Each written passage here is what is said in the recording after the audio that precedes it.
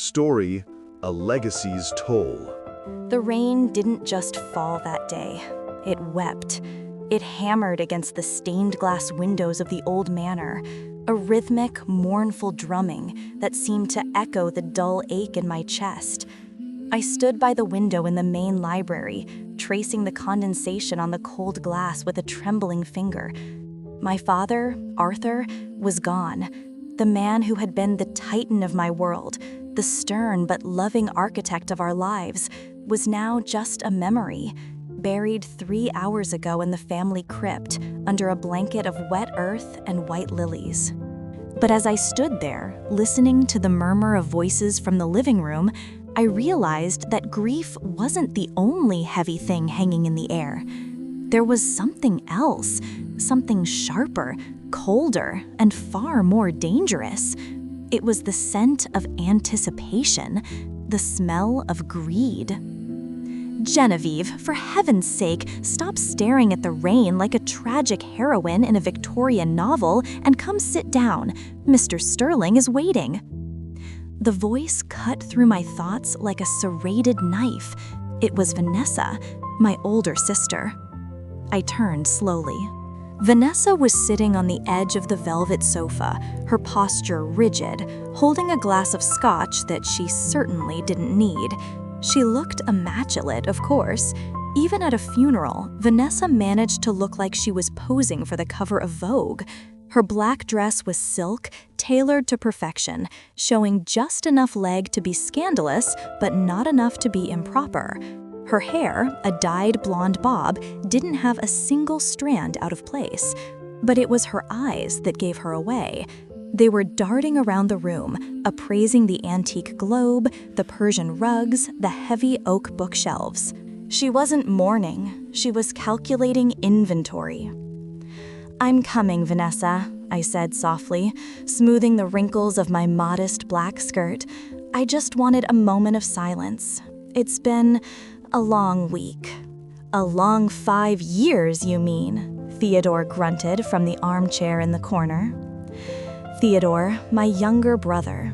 He looked disheveled, his tie loosened, his face puffy from what I assumed was a mix of crying and a hangover. Theo had always been the baby, the one who needed saving. But looking at him now, at 38 years old, with a receding hairline and a nervous tick in his left eye, I didn't see a baby. I saw a desperate man. "Yes," I said, walking toward the center of the room where Mr. Sterling, our father's attorney, was arranging a stack of thick, cream-colored papers on the mahogany desk. "A long 5 years." I sat in the high-backed chair opposite the desk. The irony of Theo's comment wasn't lost on me. For the last 5 years, since Father's stroke, I had been the one here. I was the one who moved back into the Hawthorns, our family estate. I was the one who learned how to crush pills into applesauce so he wouldn't choke. I was the one who woke up at 3 a.m. when he was screaming because he didn't know where he was. I was the one who washed him, fed him, and held his hand as he forgot my name. Vanessa? She was in Milan, then New York, then Dubai, finding herself and working as a lifestyle consultant, whatever that meant. She visited twice in 5 years. Both times she stayed for less than 24 hours, complaining that the smell of disinfectant in the house gave her a migraine. And Theo? Theo was always on the verge of a breakthrough with his tech startups. He called Father often, but usually the conversations ended with a wire transfer.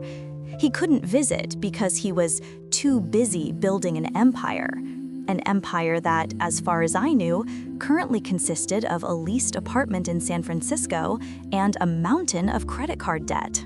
But now that Father was gone, now that the heartbeat of the house had stopped, they were both here, prompt, punctual, present. "Shall we begin?" Mr. Sterling asked. His voice was like dry parchment, brittle and old. He had been Father's lawyer for 40 years. He knew everything. He looked at me over the rim of his spectacles, his eyes softening for a fraction of a second. He knew what I had sacrificed. He had seen the bags under my eyes deepen over the years. "Please," Vanessa said, crossing her legs. The silk rustled loudly in the quiet room. "Let's get this over with. I have a flight to catch tomorrow evening." "Very well," Mr. Sterling cleared his throat. He picked up the document, breaking the wax seal with a satisfying crack. My heart began to hammer against my ribs. I didn't care about the money. Truly, I didn't. I had my own small graphic design business that I ran remotely. It wasn't much, but it was mine. All I wanted was the house. Not because of its value, though the Hawthorns was worth a fortune, but because it was my home. It was where I had spent every day of my childhood and every day of my adulthood since Father got sick. My garden was out back. My studio was in the attic. My memories were baked into the bricks. I, Arthur James Blackwood, being of sound mind and body, Mr. Sterling began. The preamble was standard. I tuned it out, watching my siblings. Vanessa was leaning forward, her knuckles white as she gripped her glass. Theo was bouncing his leg up and down, a nervous rhythm that shook the floorboards. They looked like vultures circling a carcass, waiting for the moment to strike. "I hereby distribute my assets as follows," Mr. Sterling continued. The room temperature seemed to drop 10 degrees. "To my eldest daughter, Vanessa Blackwood, I leave the sum of $100,000. There was a pause, a heavy, suffocating silence. Vanessa blinked. Once, twice. "Excuse me?" she whispered, her voice trembling with a mix of shock and rage. "Did you say 100,000? "Yes, Miss Blackwood," Mr. Sterling said calmly. "But that's impossible," she stammered, standing up. "Daddy was worth millions. The investment portfolio alone, the offshore accounts. 100,000 it's an insult. It's pocket change." "Sit down, Vanessa," Theo hissed, though he looked equally pale. "Let him finish. Maybe the bulk is split differently." Vanessa sank back into the sofa, her face flushing a deep, angry crimson.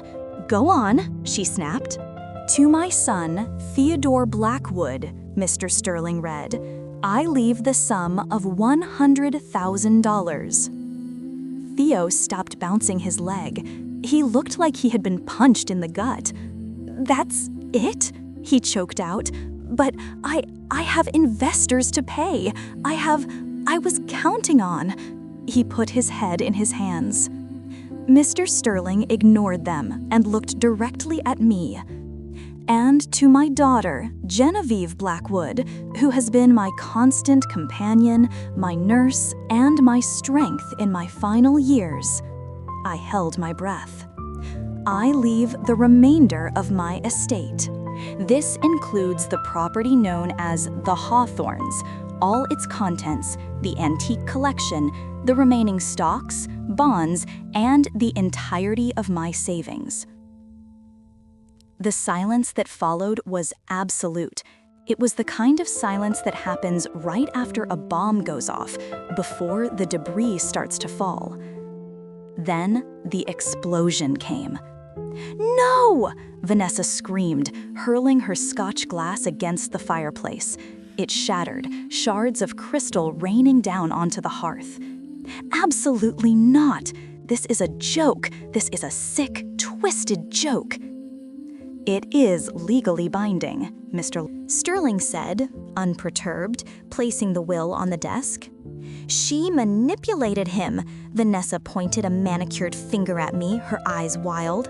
"Look at her. She's been poisoning his mind against us for years. That's why she stayed here, isn't it? Playing the martyr, changing the bedpans, just waiting for this moment to steal everything from us." "Vanessa, stop," I said, my voice shaking. "I didn't ask for this. I didn't know." "You didn't know?" Theo stood up now, his face twisted with a bitterness I had never seen before. "Don't give us that innocent act, Jen." You knew exactly what you were doing. You isolated him. Every time I called, you were the one who answered. You filtered our access to him. I answered because he couldn't hold the phone, I cried, tears stinging my eyes. I answered because he didn't remember who you were half the time. And when he did remember, he asked why you never came to visit. Lies, Vanessa shrieked. She began pacing the room like a caged tiger. He had dementia. He wasn't of sound mind. This will is contestable. I know it is. He couldn't have known what he was signing. You probably guided his hand on the paper. She spun toward Mr. Sterling. I want to see the medical records. I want to see the dates. If he signed this while he was incompetent, this whole thing is void. Mr. Sterling sighed, a long, weary sound. He reached into his briefcase and pulled out a separate folder. Your father anticipated this reaction, he said quietly. This will was drafted 4 years ago, Miss Blackwood, just 6 months after his diagnosis, while he was still very much lucid. Furthermore, he underwent a psychiatric evaluation on the day of the signing to ensure there could be no claims of incompetence or coercion. It is all here, video recorded, witnessed, and sealed. He pushed the folder toward them. Vanessa snatched it up, tearing through the pages, her eyes scanning frantically for a loophole, a mistake, anything. This can't be right, she muttered, her voice dropping to a venomous whisper. The house alone is worth $3 million, the portfolio another 4 or 5, and she gets it all, while we get crumbs? She looked at me, and for the first time in my life, I saw pure hatred in my sister's eyes. You greedy little witch, she spat. You planned this. I was the one here. I stood up, my own anger finally bubbling over. I was the one who gave up my life. I broke up with Mark because I couldn't leave Dad alone. I stopped traveling. I stopped living. Where were you, Vanessa? Where were you when he fell in the bathroom and broke his hip? You were in Bali. A fruit basket? A fruit basket, Vanessa. I turned to Theo. And you? You came once in 3 years to ask for a bridge loan of $50,000. Did you ask how he was feeling? No. You asked how quickly the check could clear. That was business, Theo yelled, his face red. I was trying to build something for the family name. You were building debt, I countered.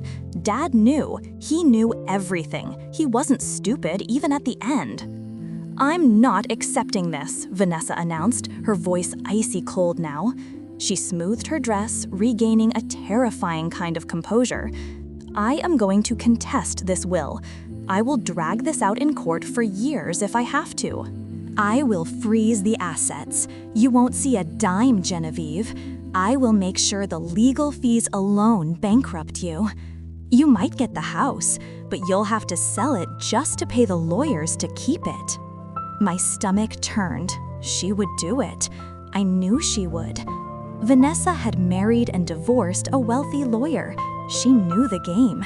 She had the connections and the ruthlessness. I had nothing but the truth, and in the legal system, the truth was often expensive. You would destroy Dad's legacy just to get a piece of it? I asked, incredulous. I want what is mine, Vanessa said. We are his children too, equal shares. That is the only fair outcome. If you agree to tear up this will and split everything 3 ways, we can avoid court. We can be a family again. She smiled, but it didn't reach her eyes. It was a shark smile. Think about it, Genevieve. Do you really want to go to war with us?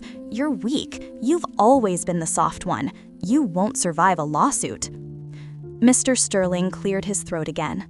Before you make any rash decisions, he said, his voice cutting through the tension, there is one more document your father instructed me to read, specifically in the event of this exact reaction. Vanessa paused, her hand on her hip. What document? "A letter," Mr. Sterling said, "written by your father 6 months ago. He dictated it to me during one of his lucid intervals." He culled a sealed envelope from his jacket pocket. It was handwritten. I recognized the shaky, jagged scrawl of my father's hand. On the front, "To my children." Mr. Sterling opened it. The room went silent again, but this time, the silence was thick with dread. "My dearest children," Mr. Sterling read, "if you are hearing this, then I am gone. And if Mr. Sterling is reading this specific letter, it means that Vanessa and Theodore have expressed dissatisfaction with their inheritance." Vanessa went pale. Theo slumped back into his chair. "I loved you all," the letter continued, "but love does not mean blindness. I have sat in this chair by the window for years, watching the seasons change, and I have had a lot of time to think, to remember."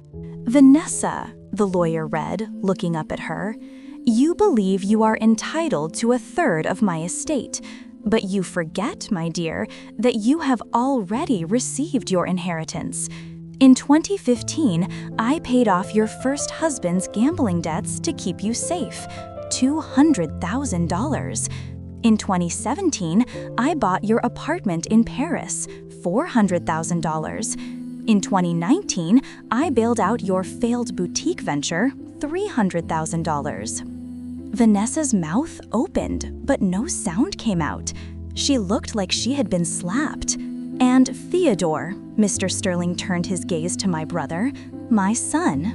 You claim to be a businessman, but a businessman keeps ledgers. I kept mine. The loans for your startups that never launched, the bail money when you got into trouble in Vegas, the car I bought you when you totaled yours. Over the last decade, I have given you nearly $1.2 million. Theo looked like he was going to be sick. He stared at the floor, unable to meet anyone's eyes. "Genevieve," the letter went on, my eyes filled with tears. "My sweet Genevieve, you never asked, not once. When your car broke down, you took the bus. When your business struggled, you worked nights. You asked for nothing, and yet you gave everything. You gave me your time, your patience, and your love when I had nothing to offer but the ramblings of a confused old man."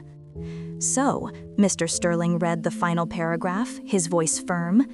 "To Vanessa and Theodore, the $100,000 I left you is not an insult.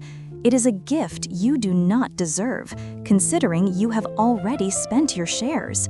If you choose to contest this will, Mr. Fousen, Sterling has been instructed to release the red ledger, a detailed record of every penny I have given you, complete with bank transfer receipts and your own emails begging for money.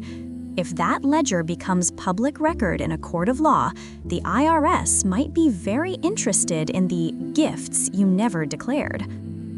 Mr. Sterling lowered the letter. "The choice is yours," he said, looking at Vanessa. "You can take the $100,000 and leave, or you can sue, and I will release the ledger to the authorities and the press. Your father was very specific." The silence that followed lasted for an eternity. The rain continued to beat against the window, but inside, the storm had broken. Vanessa looked at the floor. The arrogance was gone. The posture had collapsed. She looked suddenly older, tired, and defeated. The secret she had kept, the fact that her luxurious lifestyle was funded by Daddy's checkbook, was out. She wasn't a self-made woman. She was a dependent. Theo was weeping silently, not the angry tears of earlier, but tears of shame. He knew he had been caught. Vanessa started, her voice cracking. She cleared her throat and tried to salvage a shred of dignity. "I suppose, if that was Father's wish." "It was," Mr. Sterling said, closing his briefcase. I have the checks for the 100,000 right here. You can sign the waiver agreeing not to contest, take the checks, and the matter is closed. He placed 2 checks and 2 documents on the desk. Vanessa walked forward. She didn't look at me. She signed the paper with a shaky hand, snatched the check, and shoved it into her purse. "I'm leaving," she said, her voice hollow. "I'll send a moving company for my things in the guest room next week." "No," I said. It was the first time I had spoken in minutes. My voice was quiet but steady. "You won't." Vanessa turned to look at me, surprised. "I will pack your things," I said, meeting her gaze, "and I will have them shipped to you. You are not welcome to come back here and rummage through the house. This is my home now, and I don't want your toxicity within these walls anymore." Vanessa's eyes narrowed, but she said nothing. She knew she had no power here anymore. She turned on her heel and walked out of the library. I heard the front door slam moments later. Theo lingered. He looked at the check in his hand, then at me. "Jen, Don't, Theo," I said, feeling a wave of exhaustion wash over me. "Just don't. Take the money, pay off your debts, try to actually build something real this time, but don't apologize, not now." He nodded, wiping his eyes. "He really kept a ledger?" "He kept everything," Mr. Sterling answered. Theo signed the paper. He looked at me one last time, a look of regret and envy, and then he left too. When the front door closed for the second time, the silence in the house changed. It wasn't heavy anymore. It was peaceful. The vultures were gone. I sank back into the chair, letting out a breath I felt like I had been holding for 5 years. Mr. Sterling smiled, a genuine, warm smile. "You did well, Genevieve," he said softly. "Did he really write that letter 6 months ago?" I asked. "He did," Mr. Sterling said. "He knew them better than they knew themselves, and he knew you. He wanted to make sure you were protected." I looked around the library. The books, the smell of leather and lavender, the rain against the glass, it was all mine. But more importantly, my freedom was mine. I didn't have to answer to anyone. I didn't have to beg. I had been the faithful daughter, the quiet one, the doormat. But Father had seen me. He had really seen me. "Thank you, Mr. Sterling," I whispered. "You're welcome, my dear. Now, I suggest you pour yourself a glass of that scotch. I believe you've earned it." He left shortly after, leaving me alone in the vast, quiet house. I walked over to the window and watched his car drive away down the long, winding driveway. The rain was starting to lighten. The clouds were breaking, revealing a sliver of pale evening light. I thought about Vanessa and Theo. They would go back to their lives, likely burning through that 100,000 in a few months. They would continue to chase status and validation, never realizing that the only thing that truly mattered was connection and integrity. They had lost their father years ago, not to death, but to their own selfishness. I had lost him today, but I had kept him with me for every moment until the end. I walked to the fireplace and looked at the mantelpiece. There was a photo of the 4 of us, taken 20 years ago. We were smiling, but even then, you could see it. Vanessa posing for the camera, Theo looking at a toy, and me looking at Dad. I took the photo frame and placed it face down. Then I picked up the photo of just me and Dad from last Christmas. He was frail, in his wheelchair, but he was smiling, his hand resting on mine. "I'll take care of the house, Dad," I whispered into the empty room. "I promise." That night, I slept for 12 hours. For the first time in years, I didn't wake up listening for a call, or a cry, or a bell. I woke up to the sun streaming through the curtains, illuminating the dust motes dancing in the air. The house was big. It was old, it needed a new roof, and the plumbing was temperamental. But as I walked into the kitchen to make coffee, listening to the floorboards creak their familiar greeting, I realized something profound. Inheritance isn't just about money. It isn't about assets or portfolios. The real inheritance was the strength I had built during those long, dark nights. The real inheritance was the clear conscience I carried. The real inheritance was knowing that I had loved and I had been loved in return. Vanessa and Theo had the money they so desperately craved, or at least a fraction of it, but they were empty. I sat on the back porch, mug in hand, watching the morning mist rise off the garden. The roses needed pruning. The fence needed painting.